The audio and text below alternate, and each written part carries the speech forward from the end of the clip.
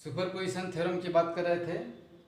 तो superposition theorem ये कहता है कि जो Q1 चार्ज Q0 पे फोर्स लगाता है, Q2 चार्ज Q0 पे जो फोर्स लगाता है, इस तरह से n चार्जेस का सिस्टम दिया हुआ है।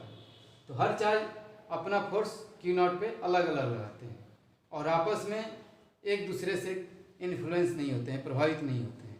ठीक है। तो Q0 पे जो टोटल फोर्स होगा, नेट फोर्स होगा, कैसे मिलेगा? तो सारे फोर्सेज का जो Q1 फोर्स लग रहा है, Q2 लग रहा है, Q3 चार्ज के द्वारा लग रहा है, जो कि यहाँ मैंने दिया है F1, F2, F3, इस तरह से F1। तो सारे फोर्सेज अलग अलग जो लग रहे हैं उनका हम वेक्टर सम ले लेते हैं, तो Q0 पे टोटल फोर्स निकल जाता है और इसी को सुपरपोजिशन थ्योरम कहते हैं। सुपरपोजिशन थ्योरम ये बताता है कि सिस्टम ऑफ चार्जेज के द्वारा जो ट्रेस चार्ज पे फोर्स लगता है वह क्या होता है? वेक्टर सम होता है। Is the vector sum of the individual forces acted by individual charges on trace charge Q0। तो F नेट जो है यानी F टोटल फोर्स जो Q0 पे है वो क्या है? अलग अलग फोर्सेज का क्या है? वेक्टर सम है, यानी सदिश योग है। सदिश के फॉर्म में लेकर के सदिश के रूप में उसको क्या कर दिए? जोड़ दिए। तो जो हमें मिला वो टोटल फोर्स या नेट फोर्स हमें मिल गया। कहाँ पे? Q0 के लिए। ठीक है। अब इलेक्ट्रिक फील्ड इंटेंसिटी का हम लोगों ने पढ़ा है कि इलेक्ट्रिक फील्ड इंटेंसिटी या इलेक्ट्रिक फील्ड क्या होता है? तो electric force per unit trace charge, यानी ट्रेस चार्ज को 1 कर देंगे, Q0 को 1 कर देंगे, तो जो हमें फोर्स मिलेगा वही क्या होता है? इलेक्ट्रिक फील्ड होता है। तो हम इसमें क्या करते हैं? दोनों साइड यानी left hand side, right hand side Q0 से डिवाइड कर देते हैं। तो Q0 Q0 Q0 Q0। ठीक है। अब हम जानते हैं कि F1 बाई Q0 क्या है? Electric field created by this charge Q1 at this point where unit positive ट्रेस चार्ज इज पुट, या unit positive charge is kept, रखा गया है। जहाँ Q0 को रखा गया है उस पॉइंट पे Q1 के द्वारा जो फील्ड क्रिएट किया गया वो ये है, उसका हम नाम देते हैं E1। और हमको पता है कि नीचे वाली क्वांटिटी क्या है? स्केलर है, चार्ज स्केलर होता है, लेकिन ऊपर जो फोर्स है वो क्या होता है? वेक्टर है। तो वेक्टर बाय स्केलर क्या मिलेगा हमको? वेक्टर मिलेगा। तो जो इलेक्ट्रिक फील्ड है वो कैसी क्वांटिटी होगी? वेक्टर क्वांटिटी होगी। उसी तरह से सेकेंड चार्ज के लिए E2, उसी तरह से nth चार्ज के लिए En। ये अलग अलग जो फील्ड क्रिएट किया गया Q1, Q2, Q3, Qn के द्वारा, कहाँ पे? इस पॉइंट पे, उसका क्या है? वेक्टर सम है। तो यह मिलकर के क्या हो जाएगा? Total electric field at this point where Q0 is kept. ठीक है। टोटल इलेक्ट्रिक फील्ड या net electric field at the point where Q0 is kept. तो ये इलेक्ट्रिक फील्ड का हो गया। इलेक्ट्रिक फील्ड भी सुपरपोजिशन थ्योरम को फॉलो करता है, यानी पालन करता है, जिस तरह से इलेक्ट्रिक फोर्स सुपरपोजिशन थ्योरम को फॉलो कर रहा है, यानी पालन कर रहा है। ठीक है। अब आगे में एक क्वांटिटी हम लोग पढ़ेंगे, इलेक्ट्रिक पोटेंशियल या सिंपली पोटेंशियल।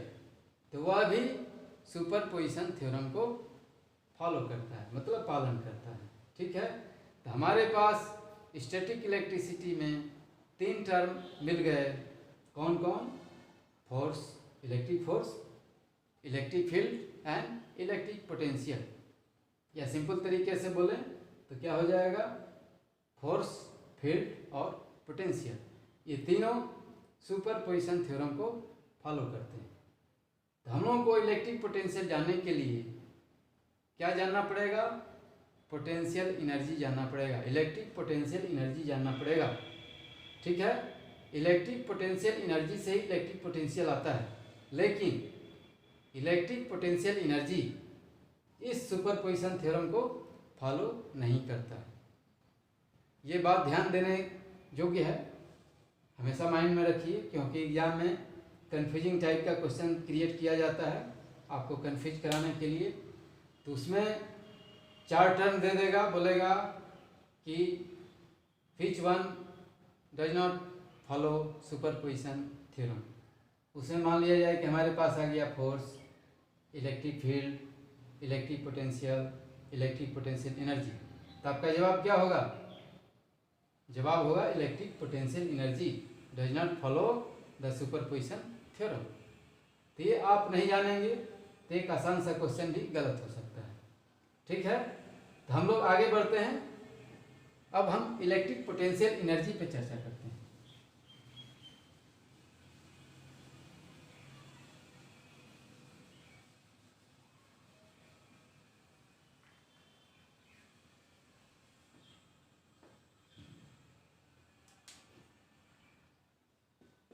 इलेक्ट्रिक पोटेंशियल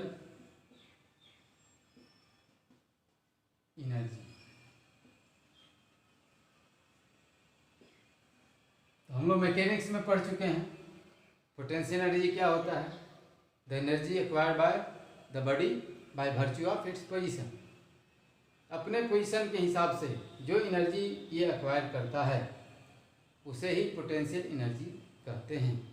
दूसरे शब्दों में, जब सिस्टम पे कोई एक्सटर्नल वर्क होता है तो उसकी पोटेंशियल एनर्जी बढ़ जाती है। और यहाँ पर जो पोटेंशियल एनर्जी है वो कैसी पोटेंशियल एनर्जी है? इलेक्ट्रिक है। तो दिए गए सिस्टम पर जब हम वर्क करेंगे, यानी हम एक्सटर्नल एजेंसी हैं, हम वर्क करेंगे तो क्या हो जाएगा? सिस्टम की एनर्जी बढ़ जाएगी, यानी पोटेंशियल एनर्जी बढ़ जाएगी। और यहाँ चूँकि स्टैटिक इलेक्ट्रिसिटी पढ़ रहे हैं तो काइनेटिक एनर्जी पे तो चर्चा करेंगे नहीं। जो भी चर्चा होगी तो पोटेंशियल एनर्जी पे होगी। तो हम स्लोली किसी चार्ज को जब मूव करा करके वर्क डन करते हैं तो जो सिस्टम ऑफ चार्जेज है या जो चार्ज का सिस्टम है उसकी पोटेंशियल एनर्जी क्या होती है? बढ़ जाती है। ठीक है, अब हमें जनरल जो कि फिजिक्स के सारे पोर्शन में यूज होता है तो उस पर हम बात कर रहे हैं। तो हम यहाँ वर्क डन को यहाँ नीचे लिख दिए SYS, मतलब ये W फॉर वर्क, SYS लग गया, मतलब क्या हो गया? सिस्टम, यानी वर्क डन बाय सिस्टम। तो ये क्या होता है? पॉजिटिव होता है। सिस्टम जब वर्क करता है तो वह वर्क पॉजिटिव होता है। लेकिन कोई एक्सटर्नल एजेंसी या कोई एक्सटर्नल फोर्स वर्क डन करता है तो वर्क एक्सटर्नल नेगेटिव होता है। ठीक है, सिस्टम जो वर्क करता है अपने पोटेंशियल एनर्जी के दम पे करता है, उसमें एनर्जी होती है तभी वर्क करता है। और जब वर्क करता है तो उसकी एनर्जी क्या होगी? घट जाएगी। मान लीजिए कि मैं कोई वर्क कर रहा हूँ तो मेरी एनर्जी घटेगी बढ़ेगी? घट जाएगी। कुछ देर काम करने के बाद हम लोग थक जाते हैं, मतलब क्या? हमारी एनर्जी कम हो जाती है, घट जाती है। फिर हमको अपनी एनर्जी बढ़ानी पड़ती है तो हम क्या करते हैं? थोड़ा आराम करते हैं, कुछ खाना पीना खाते हैं। ठीक है, उससे हमारे शरीर में फिर एनर्जी आ जाती है और फिर हम काम करते हैं। तो उसी तरह से कोई भी सिस्टम काम करता है तो उसकी एनर्जी क्या होती है? घट जाती है, तभी वर्क डन करता है। लेकिन एक्सटर्नल वर्क क्या है? वो सिस्टम पे वर्क किया जाता है। तो सिस्टम पे वर्क करने का मतलब क्या हुआ? कि हम सिस्टम की एनर्जी को बढ़ा रहे हैं, यानी जो एक्सटर्नल एजेंसी है वह सिस्टम की पोटेंशियल एनर्जी को बढ़ा देती है। ठीक है, तो ये जो एक्सटर्नल वर्क है इसको नेगेटिव लिया जाता है और सिस्टम के वर्क को पॉजिटिव लिया जाता है।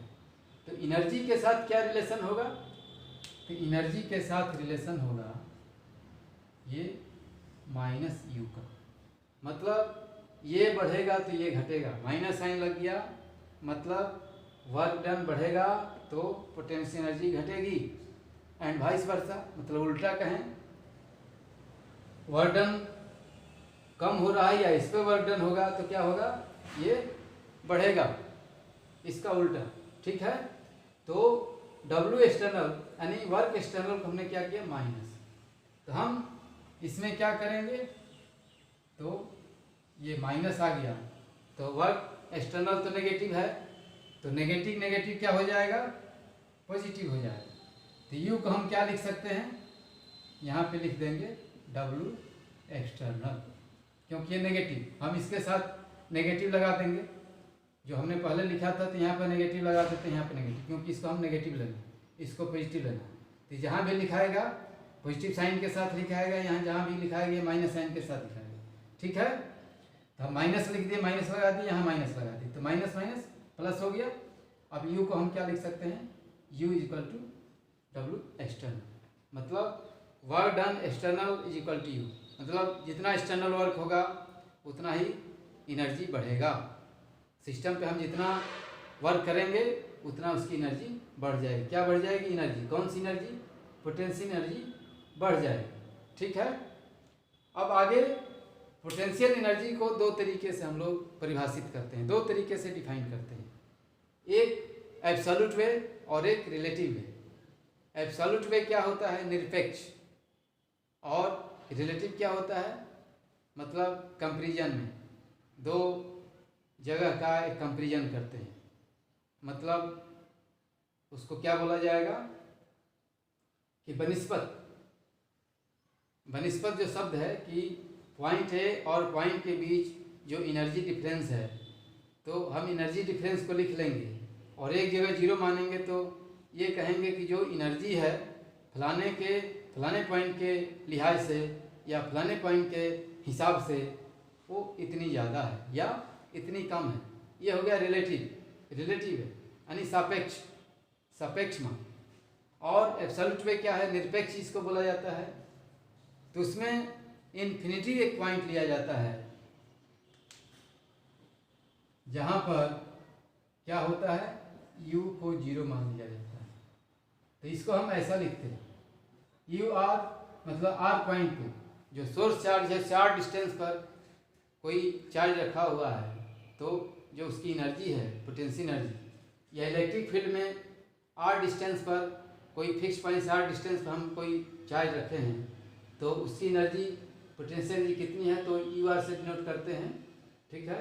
तो इन्फिनिटी के लिए हम क्या लिखेंगे, यू इन्फिनिटी, ये कितना होता है, जीरो होता है।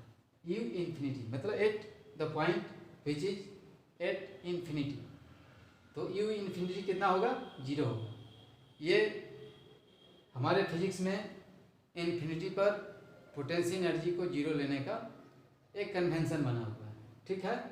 वहाँ पर जीरो ले लिए, फिर किसी पॉइंट पर एनर्जी मेजर कर लिए, तो जब इन्फिनिटी से उसका कंपैरिजन करते हैं तो जो वैल्यू आती है उसको एब्सोल्यूट वैल्यू बोला जाता है, ठीक है। और कोई दो पॉइंट मान लिया कि यहाँ पर कोई पॉइंट है ए और बी नाम देते हैं, तो यहाँ पर एनर्जी है कितनी, यू ए, यहाँ पे एनर्जी है कितनी, यू बी, ठीक है। तो यू ए ज़्यादा होगा या यू बी ज़्यादा, इसमें से कोई ज़्यादा या कम हो सकता है। तो मान लो कि ये ज़्यादा है, यू ए ज़्यादा है, तो U A minus U B कर दी। तो ये जो एनर्जी लिखी हुई है इसको रिलेटिव बोलते हैं, रिलेटिव फॉर्म में, यानी सापेक्ष रूप में, मतलब ए से बी की एनर्जी कितनी कम है या बी से ए की एनर्जी कितनी ज़्यादा है, तो इस इक्वेशन से ये चीज़ पता चलता है। और यहाँ पर हम एक पॉइंट को इन्फिनिटी पर सेट कर दिए, वहाँ पे एनर्जी को जीरो मान लिए, तो किसी आर पॉइंट पे जो हम एनर्जी निकालते हैं उसको क्या बोला जाता है, एब्सोल्यूट वैल्यू बोला जाता है, ठीक है। दोनों तरीके से हम लोग काम करते हैं। तब हमारे पास एक चार्ज हम लेते हैं,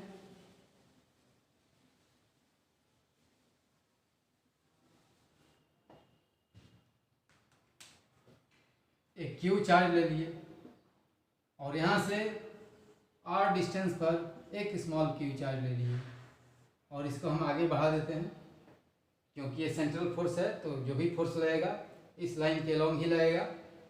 तो क्यू नॉट हम यहाँ पर लिख लिए, कैपिटल क्यू यहाँ पर लिख लिए, दोनों के बीच जो डिस्टेंस है वो कितना है, आर, ठीक है।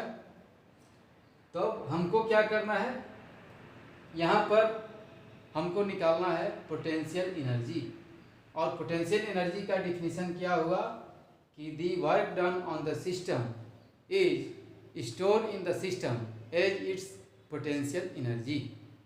सिस्टम पे जो वर्क डन किया जाएगा इज स्टोर्ड, वो स्टोर हो जाता है, संरक्षित हो जाता है, जमा हो जाता है एज इट्स पोटेंशियल एनर्जी, इसकी पोटेंशियल एनर्जी के रूप में, इसकी स्थितिज ऊर्जा के रूप में। ठीक है, तो Q और Q R डिस्टेंस पर रखा हुआ है, तो इन दोनों के बीच में फोर्स कितना लगेगा, तो इतना लगेगा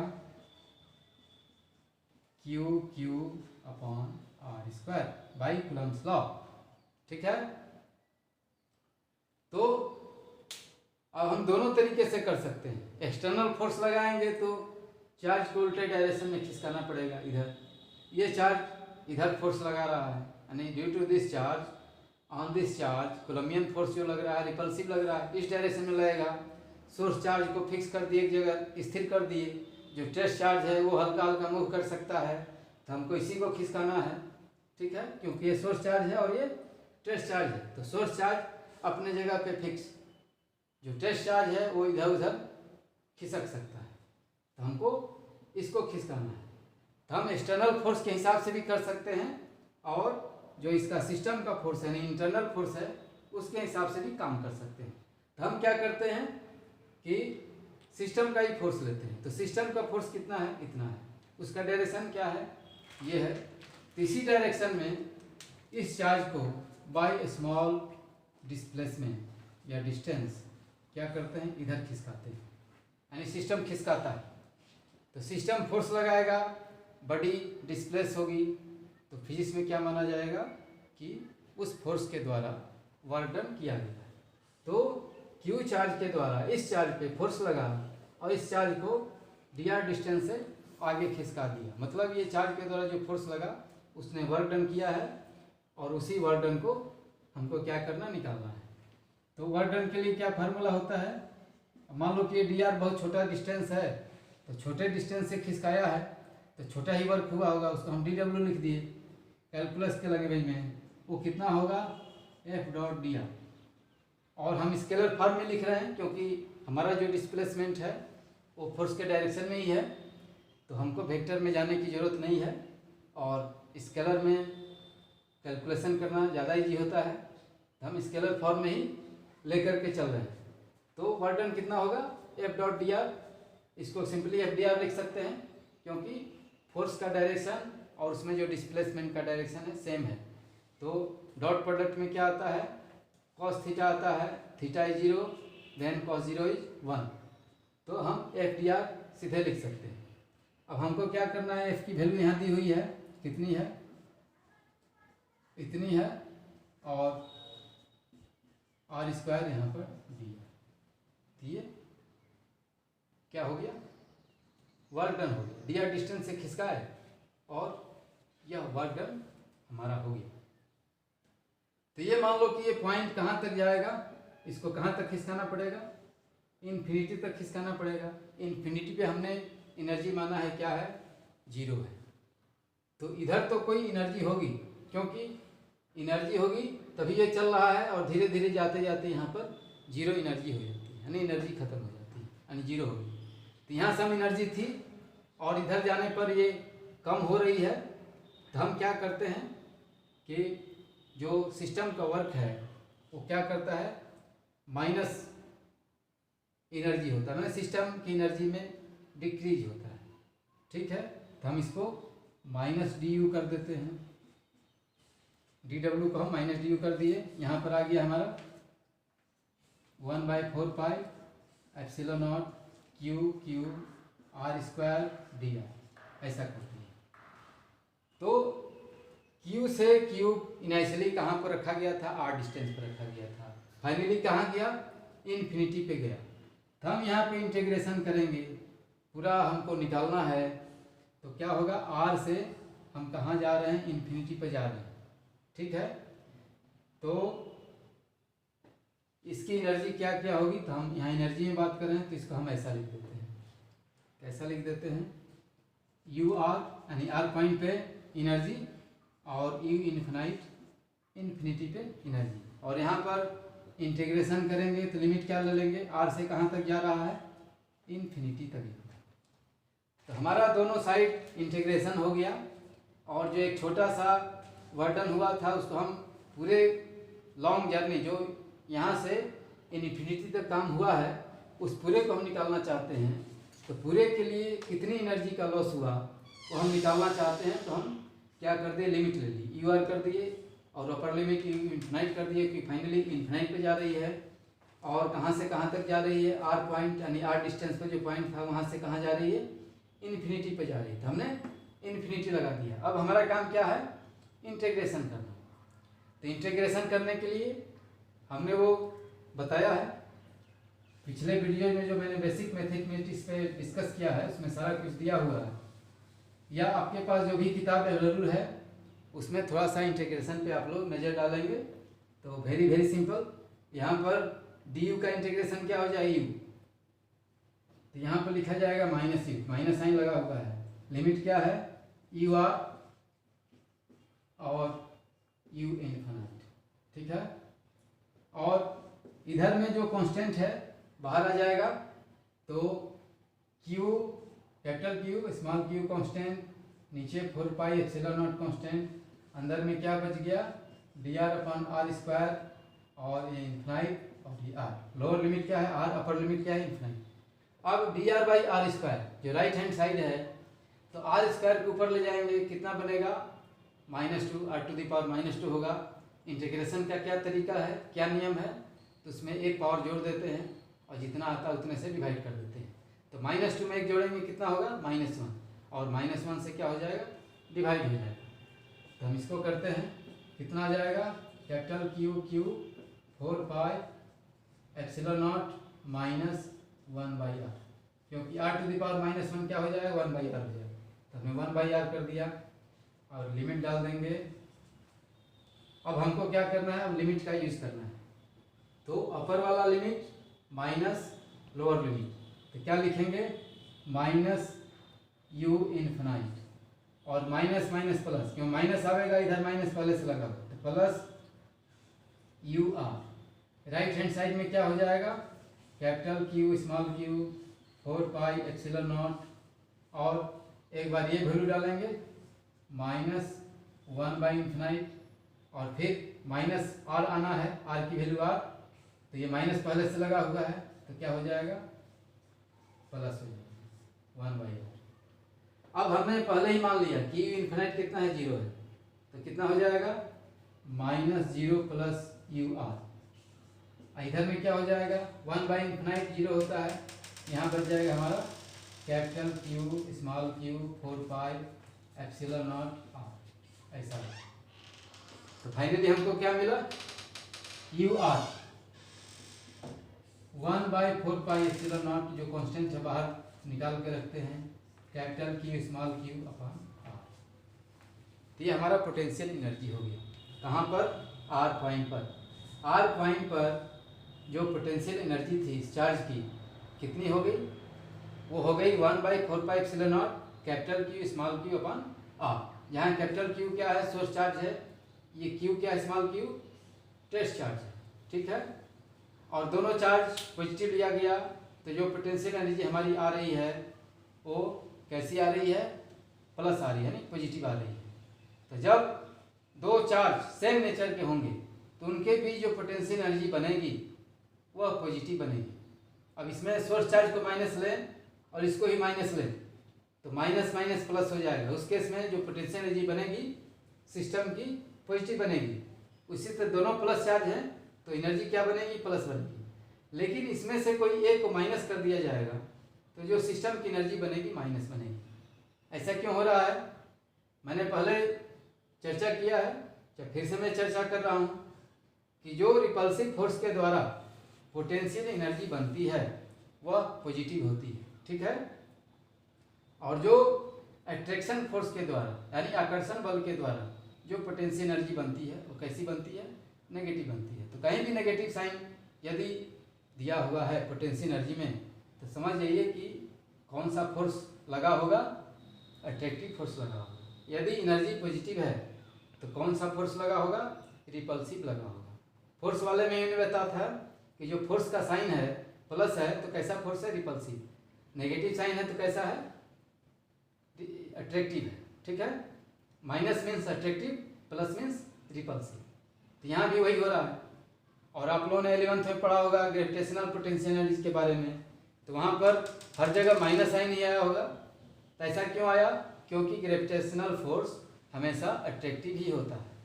दो मास के बीच जो फोर्स लगता है वह रिपल्सिव नहीं होता है, अट्रैक्टिव ही रहता है। इसीलिए ग्रेविटेशनल पोटेंशियल एनर्जी हमेशा माइनस साइन के साथ लिखा जाता है। लेकिन चार्ज के केस में two like charges repel each other and two alike charges attract each other. तो पोटेंशियल एनर्जी में प्लस माइनस इसमें आ सकता है, प्लस भी हो सकता है, माइनस भी हो सकता है, लेकिन ग्रेविटेशन के केस में हमेशा माइनस ही होगा।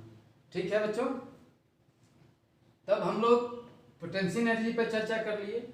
अब इसमें जो माइनस वाला है, तो इन्फिनिटी पे क्या होता है, जीरो एनर्जी होती है। और कोई नेगेटिव पोटेंशियल वाला यदि सिस्टम बन रहा है तो उसकी एनर्जी क्या आएगी, नेगेटिव आएगी। नेगेटिव का मतलब हो गया जीरो से छोटा। हम लोग मैथमेटिक्स में पढ़े हैं, जो भी इंटीजर जीरो से छोटा होता है मतलब माइनस की तरफ होता है, तो उसकी न्यूमेरिकल वैल्यू जितनी ज़्यादा लेंगे वह उतना ही छोटा होता जाता है। तो माइनस में जैसे -10 इज लेस देन -2, क्योंकि 10 की न्यूमेरिकल वैल्यू ज़्यादा है, 2 की न्यूमेरिकल वैल्यू कम है, लेकिन चूंकि माइनस क्वांटिटी है, नेगेटिव क्वांटिटी है, इसलिए जो बड़ा है वो सबसे छोटा है। तो उसी तरह से यहाँ पर जो नेगेटिव पोटेंशियल एनर्जी होगी वो इन्फिनिटी की एनर्जी से कम होगी। और नेगेटिव पोटेंशियल एनर्जी वाला सिस्टम एक दूसरे से बाउंडेड होता है, मतलब एक दूसरे को खींचे हुए रहते हैं। कोई भी उसमें बॉडी है, पार्टिकल है, उसको भागने का मौका नहीं मिलता है। लेकिन यही एनर्जी यदि जीरो हो जाए या जीरो से ज़्यादा हो जाए तो सिस्टम क्या हो जाता है, अनबाउंडेड हो जाता है। मतलब एक दूसरे को छोड़ करके पार्टिकल या बॉडी वो अलग जगह चला जाता है। ठीक है, तब हम लोग चर्चा करेंगे पोटेंशियल का।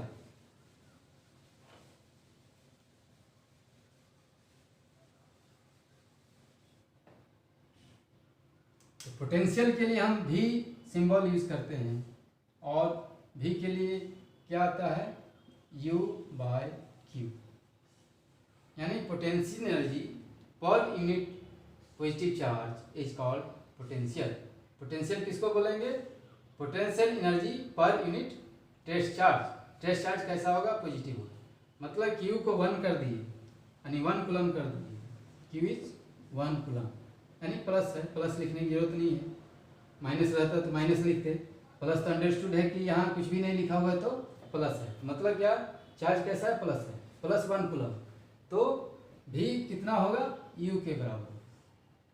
मतलब यदि चार्ज हमारा यूनिट है यानी 1 कूलम है, तो जो उसकी पोटेंशियल एनर्जी है उस पॉइंट पर क्या होगा, इलेक्ट्रिक पोटेंशियल उतना ही बनेगी। और दोनों में क्या अंतर है, U सुपरपोजिशन थ्योरम को फॉलो नहीं करता है, लेकिन भी सुपरपोजिशन थ्योरम को फॉलो करता है। दूसरा, पोटेंशियल एनर्जी कैसी क्वांटिटी है, कैसी क्वांटिटी है, स्केलर क्वांटिटी है। ठीक है, और चार्ज कैसी क्वांटिटी है, वो भी स्केलर क्वांटिटी है। तो scalar bye scalar is scalar. तो पोटेंशियल जो आता है कैसी क्वांटिटी है, स्केलर क्वांटिटी है। इसका यूनिट क्या होता है, इसका यूनिट होता है जूल पर कूलम या वोल्ट। भी का यूनिट क्या होगा, जूल पर कूलम और वोल्ट। जूल पर कूलम पोटेंशियल एनर्जी जूल में, Q कूलम में, जूल पर कूलम और वोल्ट। ठीक है, तो पोटेंशियल का यूनिट हमने बता दिया, वोल्ट होता है या जूल पर कूलम होता है। पोटेंशियल सुपरपोजिशन थ्योरम को फॉलो करता है, लेकिन जो पोटेंशियल एनर्जी है सुपरपोजिशन थ्योरम को फॉलो नहीं करती है। तो हमारे पास सिस्टम ऑफ चार्जेस दिया गया हो और किसी पॉइंट पर टोटल पोटेंशियल हमको पता करना हो, तो सिस्टम ऑफ चार्जेस के द्वारा अलग अलग जो पोटेंशियल क्रिएट किया जाएगा उस पॉइंट पे उसको हम स्केलरली क्या कर देंगे, ऐड कर देंगे, क्योंकि स्केलर क्वांटिटी है।